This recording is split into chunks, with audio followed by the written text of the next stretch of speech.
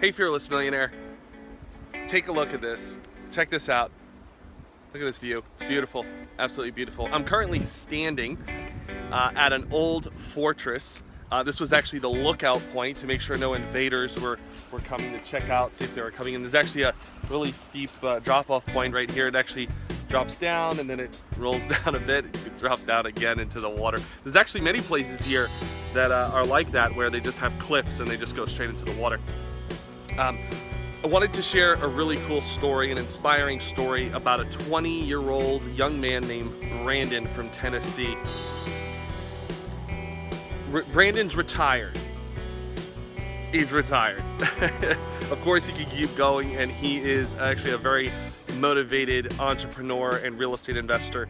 I want to share his story with you because it is very inspiring, and I know that in this business there can be times where we get sidetracked, we think about other things, you can get lost in the details of the business or automating your business and stuff like that.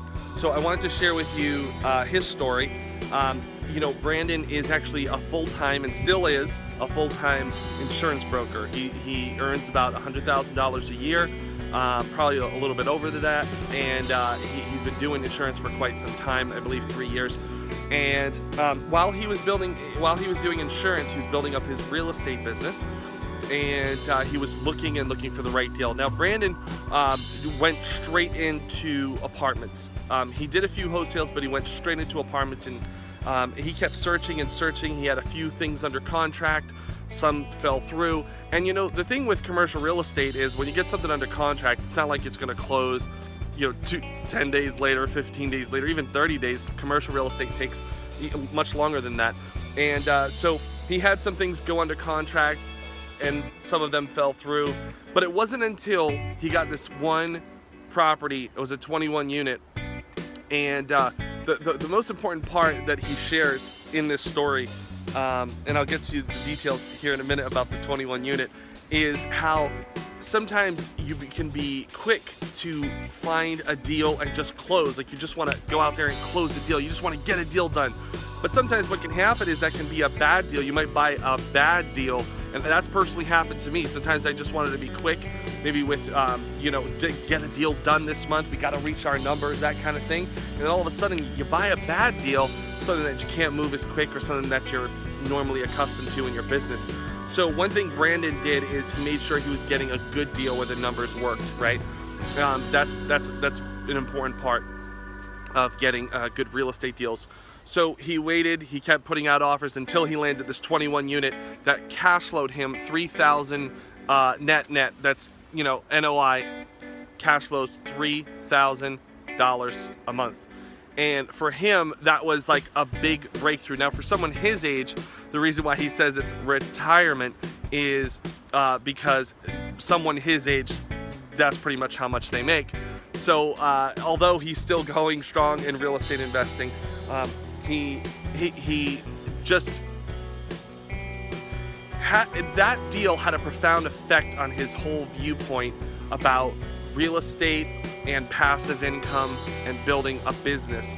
And that's something you always have to consider. Just something to keep in mind long term. I work with a lot of people who do wholesaling real estate, quick flip, and I get it. Chunks of cash, it works. It's quick, it's easy. I don't want to say it's easy. If it's easy, everybody would be doing it, but it's a little bit more simple than a lot of other strategies in real estate.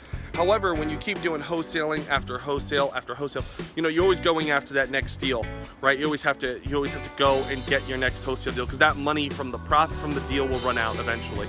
So the important thing here is that remember that wholesaling is fine to a point, but what you want to do is you want to get to the point where you are creating passive income, where you're creating either rentals or owner financing or lease options. You want to get into the point where you're actually creating a monthly income coming in passively every month.